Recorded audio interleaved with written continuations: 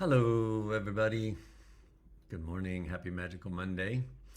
It is 6:57, so we're going to hang out just about 3 minutes together. Excuse me. While we wait for everyone to get here, and I wait for Arnell to let me know he can see me, so I know the rest of you can see me, and then we'll jump in together. Pardon me. Thank you, Arnell. I'm drinking the tea you gave me. Still have this cough, and Arnell brought me some tea from the Philippines that helps with respiratory stuff. I'm hoping it kicks in here. I appreciate you, Arnell. Thank you. All right, it's 6:58. If you are logging on, please make sure that you say hi in the comments so I can come back and see who joined me. Do that if you're also joining the replay. And then after you've said hello and let me know you're here, just begin to breathe into your body a little deeper. Just begin to connect with yourself a little more intentionally. Pardon me, and just connect to this very present moment. We're all co-creating together right here, right now.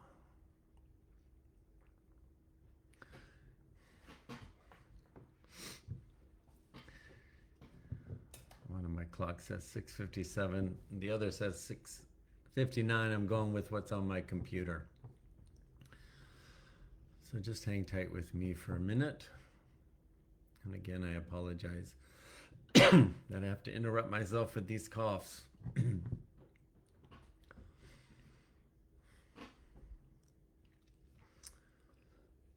just before we start, I just want you to ask yourself, where have I been triggered in the last week since last Magical Monday? Did you catch any place where you were triggered?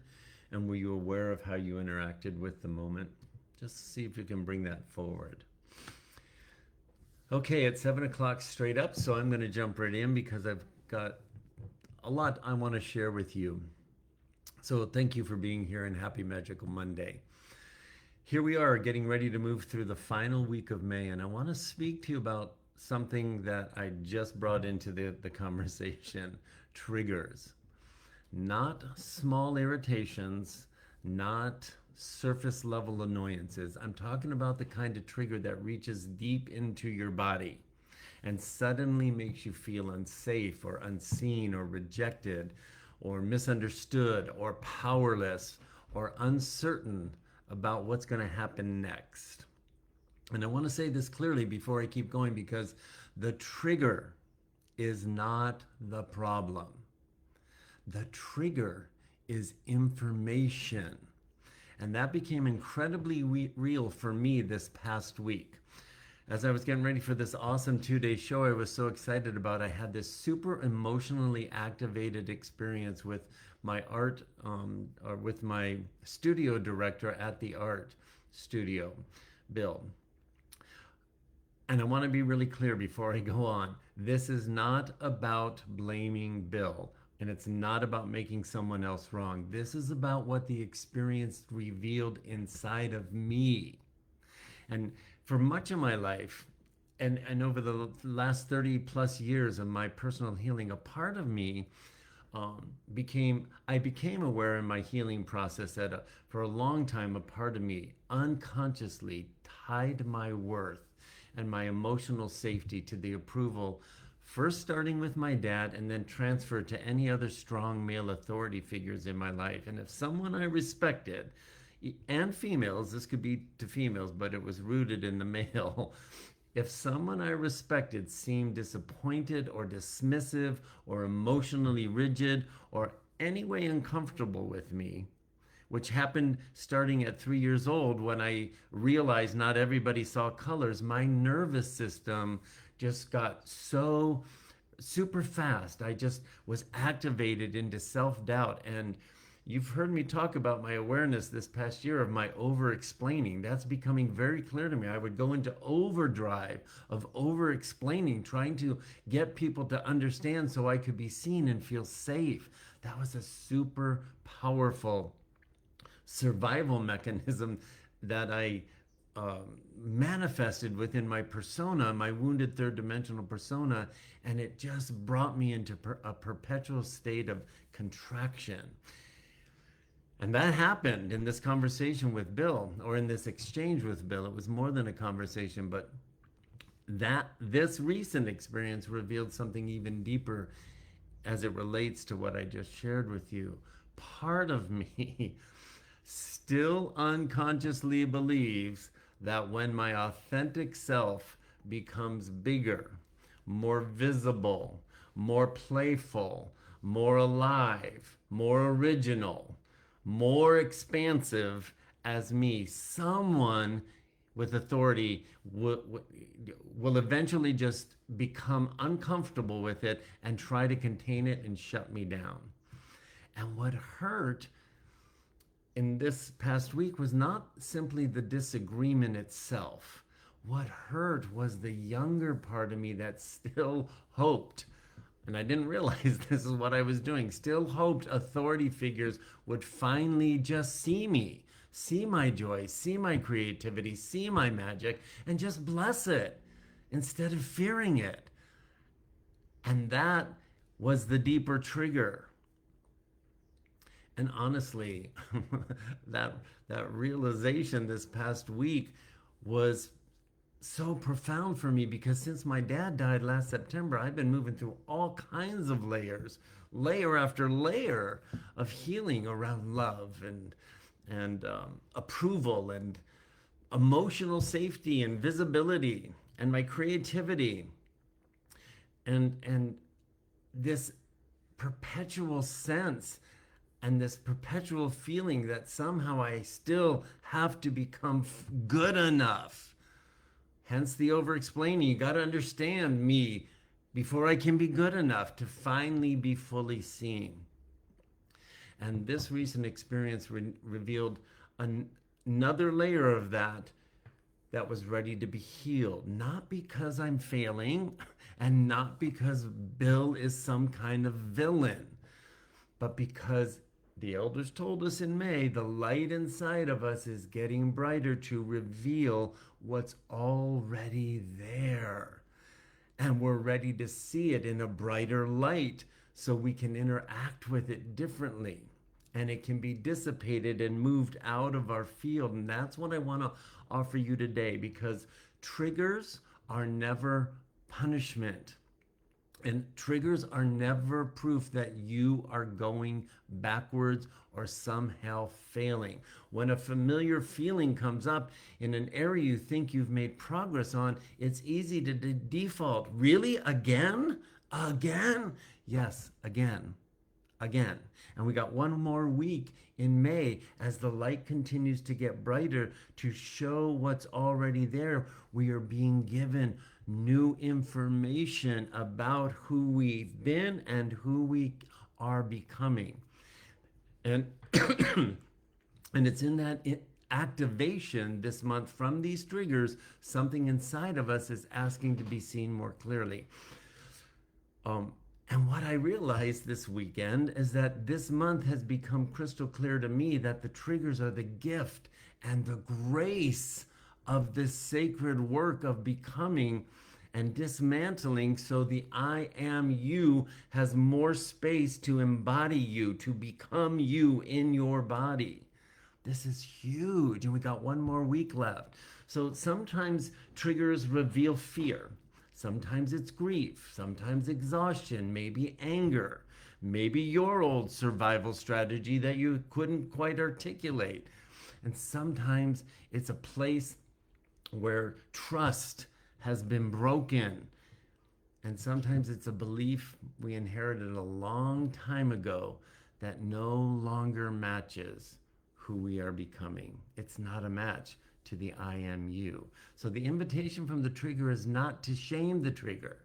The invitation is to become curious about the message underneath it. I want you to become more curious this week. We got one more week of this sacred grace and work of the triggers setting us free at a deeper level. I it, it became clear to me there's still a part of me that fears my authentic beingness will not be safe in the presence of authority. That was massive for me because all of our inner guidance, all of our I am us is sovereign and powerful, but our wounded personas have given all of our trust to outside authorities. And that's all dismantling, and that's going to get louder here pretty soon. So the healing in this situation for me was not about over explaining or convincing someone else to approve of who I am.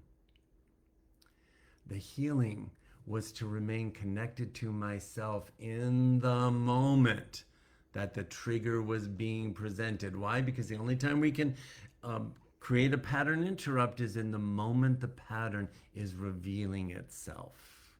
And May has been revealing the inherited field of fear all of us have lived in separation and survival and collective emotional programming that's being dissipated out of our field through these triggers. And if you read the message that landed in your inbox on Saturday, June's message is telling us it's inviting us into this bridge of an even brighter, more awareness of our sovereign, coherent inner guidance. And that bridge is being illuminated. And the bridge doesn't mean that the outer world is going to suddenly become quiet. The world stage is loud, and Bill's stubborn opinions and demands will remain loud. War is going to get louder. Financial fear may get louder. The appearance of scarcity may get louder. Predictions of collapse and chaos may get louder because the old systems are loud. And many people hear all of that I just said, and their nervous systems, including us, can easily interpret that as I'm not safe. But the deeper I am you is beginning to ask a different question of your lower wounded persona. And that question is, can I remain connected to that version, my I am version of me, while the outer world continues to escalate in its fever pitch insanity presentations of us disengaging from that alignment we were tricked and trapped and trained into. Feel that for a second. Because our old identities, our old wounded personas, excuse me, our old wounded personas have to be transmuted. So that part of us continues that was trained to ask, how can I stay safe by attempting to control what's happening outside of me? And that's what was activated in me in a personal trigger. How can I stay safe with this? And the emerging self, the I am me, the I am source me, the I am source you is beginning to ask the lower version a different question for both of us to answer together. Can I remain rooted in my inner guidance, in my breath, in my body, in my truth as my I am source me, even while the outer world is broadcasting and demanding fear? Even when a personal circumstance triggers me in a moment demanding my fear. Nothing's going to transmute out there until it transmutes in here. That doesn't mean that we ignore the suffering. And it doesn't mean we become passive, and it doesn't mean we pretend nothing's happening. It doesn't mean we spiritually bypass all the real human suffering we're witnessing. It means we just stop allowing the inherited field of fear to become the authority or to remain the authority over our nervous systems. Because that's where the shift lives, in your nervous system.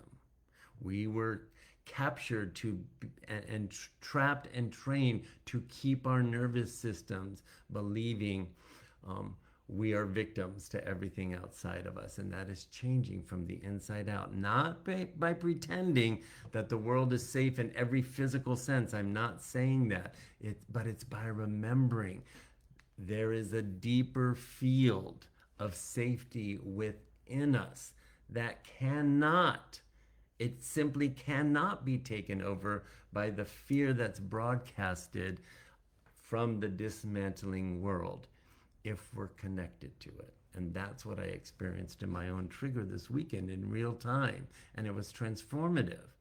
At first, my body just wanted to shut down and defend and argue, and I would not allow it. I could feel the old pattern without fully becoming it. I could witness it. I could breathe with it. I could feel the younger part of me that still wanted that strong male figure to say, I love what you're doing. Just be you. Have fun. But that didn't happen.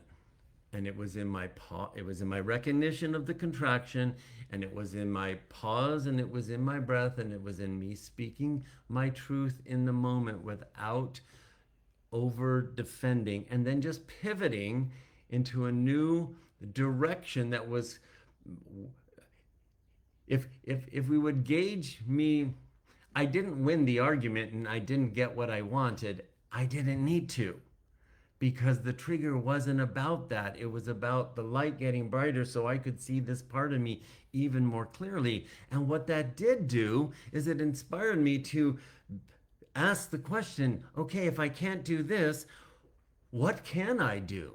And what can I do became an even more authentic, absent of fear presentation of me and my art that wouldn't have even happened had I not been aware that the triggers were coming this month. Be on the lookout, interact with the information, and see the gift of grace that these triggers are bringing. And that's what I want for you, because the triggers often bring fear. Fear rushes in.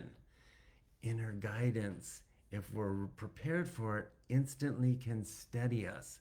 And fear makes us contract and hold our breath, right? And inner guidance just breathe.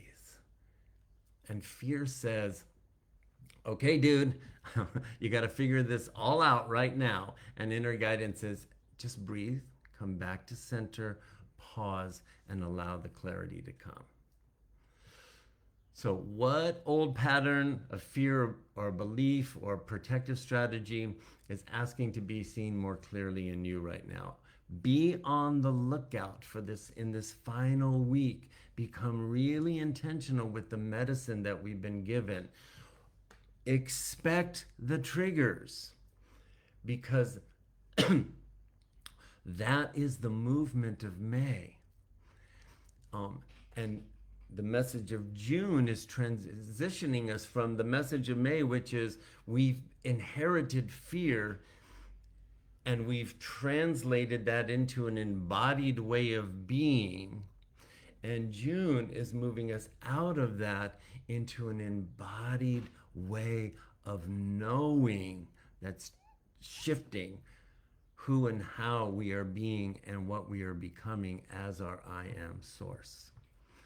And it's powerful and it's real and it's happening right now. And I don't want you to miss it. So take your jumper cables if that feels right to you. Put it on your heart, your upgraded command center. If it feels good, close your eyes and simply take a huge breath in to your heart chakra. Activate the infinite, eternal intelligence of your I am you. And say yes. Just say yes to the light that is getting brighter in you. Say yes to the guidance that the intelligence of your source I am you will bring to you when the information of the trigger is delivered. Say yes to the triggers. No resistance. Say yes to the medicine. Say yes to yourself. Say yes to the light. Make big space for interacting with this brighter light that is emerging to show us what's already there.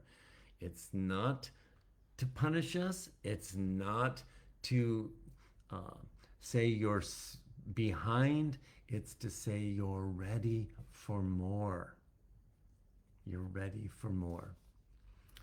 And that's where I'm going to leave you today, beautiful soul. You're powerful. We are becoming something our wounded third dimensional persona has no reference of, but we are emerging into everything that our soul knew we would and could become at this unprecedented moment in the very incarnation of the person that is you, expressing itself as source and source expressing itself as you in this very present moment of radical transformation of the human experience. And you're crushing it. You would not be on this Facebook Live interacting with the medicine, the messages, and this level of awareness if you weren't right on track and ready for it. You're here and you're ready and you're crushing it. Believe that and say yes to the light today that wants to get brighter in you. That's it for now. I love you tons. Enjoy your week.